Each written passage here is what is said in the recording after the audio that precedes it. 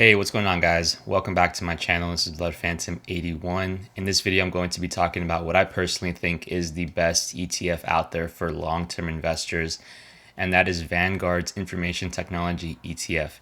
This is the first time I've talked about Vanguard as an investment that I'm making, and so I actually am going to share how I'm personally investing into VGT towards the end of the video, so make sure you stick around for that.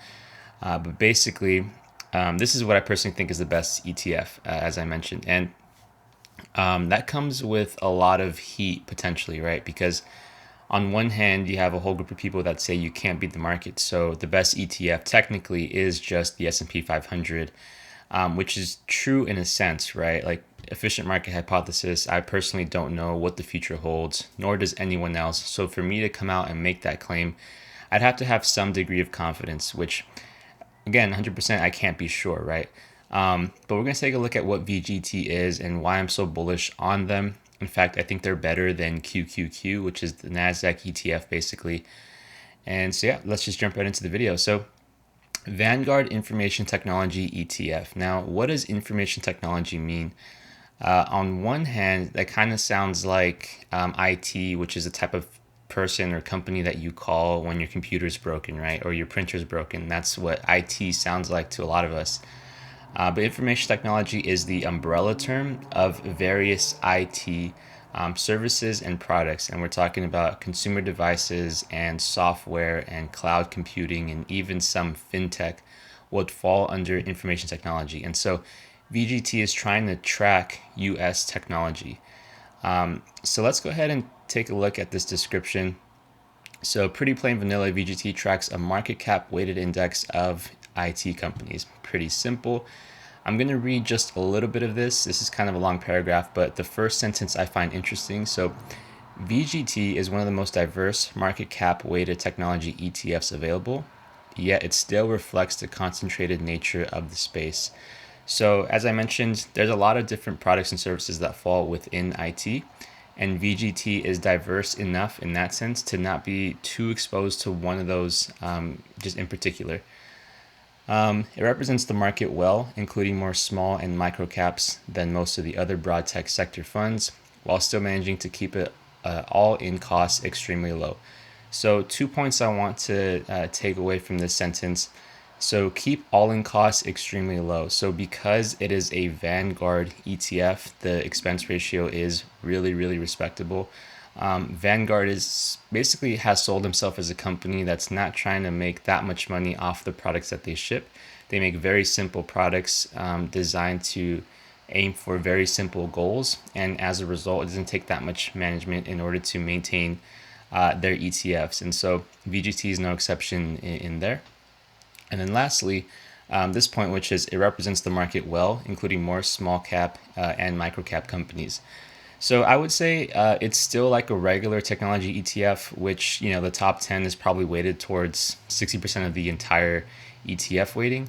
And so you are going to have some, I don't know if I should say overinflation, perhaps overweighting in some tech companies like Apple and Microsoft, which is basically what you find in every technology ETF, right? And so when you look at the top 10 of this ETF, you're not going to see any small and micro cap. That's usually at the bottom, let's say 20% of total allocation. And so, yeah, I don't want to make this kind of misleading, right? It's still very, very heavy towards leaders, but I think that's totally fine. I personally wouldn't want to invest in an ETF that constantly rebalances. I like the idea of having your winners ride. And so that's how we should think about investments in general, right? But we generally just cut the winners and then keep the losers or add to the losers. One quote by Peter Lynch that I really like is he basically says, trimming your winners and adding to your losers is basically like cutting your flowers and watering the weeds.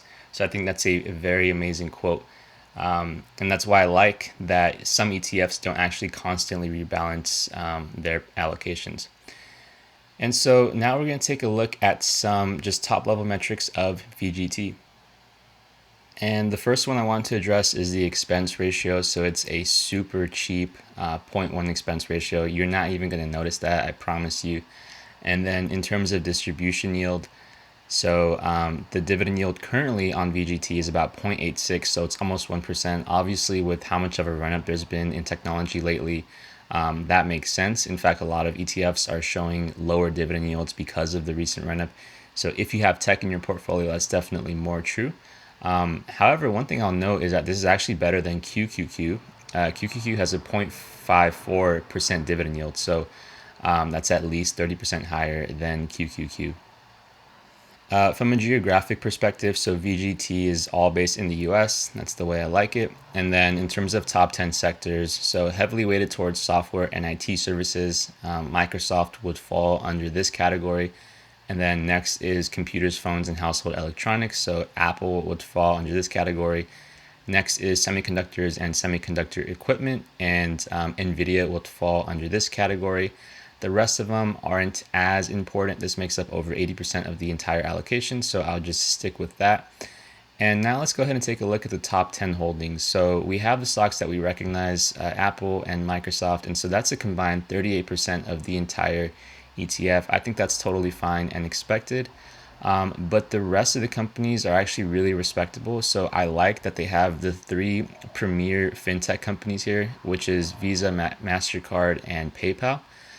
They have the premier semiconductor company, which is NVIDIA. And then you have other companies involved in networking, and obviously Salesforce, which is a CRM, and Cisco are no slouches either. Intel is a pretty diversified company, not just in cloud, not just in servers, but also services as well. And so, yeah, that's a pretty solid set of companies. I do want to compare this to QQQ as well. So from a top level view, QQQ seems pretty similar, right? You have Apple, Microsoft, and NVIDIA, and then you have Adobe and PayPal. But that's basically it in terms of the top 10 weighting. So the biggest difference here is that QQQ has Facebook, it has Tesla, and it has Amazon. And so Amazon is actually a higher weighting than Microsoft even. So it's actually second. And so one thing you'll notice here is that the companies that I just listed, which is Amazon, Facebook, Google, and Tesla, they do not pay a dividend. And so that's part of the reason why VGT has a higher dividend yield overall. And so you might sort of be wondering, well, I kind of want Amazon, Google, and Facebook and Tesla to be in my growth pie. So maybe I would prefer to go the QQQ route. And that's totally fine. It's up to you. Everything's personal preference, right?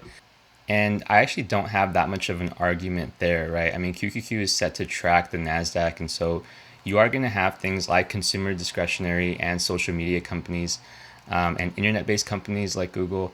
And so it's a little bit more diversified in that sense, I would say. But personally, I like VGT's top 10 more than QQQ. And again, it just goes down to personal preference. And so this is a comparison of VGT in blue and QQQ in gray over the past 5 years, and you can see the fund performance. So VGT has beat QQQ by about 50% over the past 5 years, and it's not even like it's a last minute run up in the last 5 or 6 months. For example, like you see sometimes with ETF comparisons, it's legitimately outperformed throughout the entire time period, which is 5 years. And so 5 years is a good benchmark because they weren't really around for that long. So that's why I keep it at 5 years. But yeah, you can clearly see VGT has outperformed QQQ. And so next what I want to compare is VGT and SPY. So SPY is in the orange. This is over the past 5 years. As you guys can see, VGT absolutely destroys SPY, where after 5 years, VGT returns 248% and SPY returns 98%. Now, will this actually continue? So I'm not trying to oversell it too much. Like I said, I don't know with 100% certainty if it's going to continue to beat the S&P 500. I'm willing to bet that it is, and that's why I invest into VGT, but that's totally up to you guys. And so just to summarize right here, because it's been a lot of information, so VGT has beat QQQ in terms of total return over the past 5 years. They have a better expense ratio, and they have at least a 30% higher of a dividend yield. And so when we're talking about stocks to invest in the long run, obviously they sort of have their different investment philosophies. If you want something that tracks an index, and as we mentioned, QQQ also looks at consumer discretionary like Amazon. So if you want something that tracks an index, which is probably more diversified overall, and you don't want to just do simply tech, then QQQ is probably right for you. Personally, I am comfortable with building a portfolio around VGT. I like to supplement different types of holdings around VGT.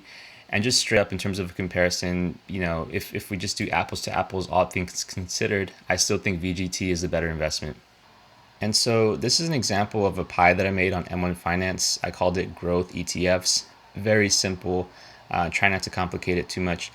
And so it's 50% VGT and VGI, and this represents one of my pies in M1 Finance. I actually only have 2 pies on my main portfolio, and so this is one of those. And so an even split between the two sort of makes sure that I'm not overly weighted into very volatile tech. But again, in terms of when I actually invest into VGT versus VGI, it sort of differs between a time period. I sort of have it at 50-50 if the market's already run up so much like we have right now. But, the market's already seen like something like a 8% correction as of yesterday morning as I'm making this video. It's early September. And so I sort of start switching into VGT a little bit more. And so keeping it simple between 2 portfolios, right? You say one of them is going to be my dividend investment. And so I'm always going to invest in this no matter what. Same thing with technology, but you sort of switch the allocation. If in fact technology is more down than the rest of the market, but you have a more bullish outlook on tech, then you can always make that adjustment. M1 Finance, in my opinion, is still one of the best investment platforms out there. I'll just go ahead and throw the plug actually. M1 Finance, for all of its shortcomings, I still think psychologically is one of the best investment platforms out there for investors. Everything that we consider to be a flaw in M1, in fact, I think is a plus. And I wouldn't just say that about any brokerage, right? I've used it several times. I also use Robinhood. So maybe that makes my opinion less valid. I don't really care. But yeah, in terms of like, oh, I can't check the price. I can only invest once per day, blah, blah, blah, right? Like all these things, I think psychologically are what investors should have in their investment platform. This is a video on VGT, not M1. But if you want to sign up with M1, go ahead and use my link in the description down below. But anyway, so yeah, that's basically how I feel about VGT. I compared it to QQQ because that's the closest thing. But I still personally think that VGT is better than any other ETF for long-term investing. And in terms of like just investment philosophy, in my opinion, there are a few things that are as simple as saying technology is a dominant force in the market right now and will continue to be a dominant force in the market. And in fact, will probably be more intertwined with all types of industries as we go forward, meaning that over time, technology will become more valuable. I feel like that in itself should not be a controversial statement.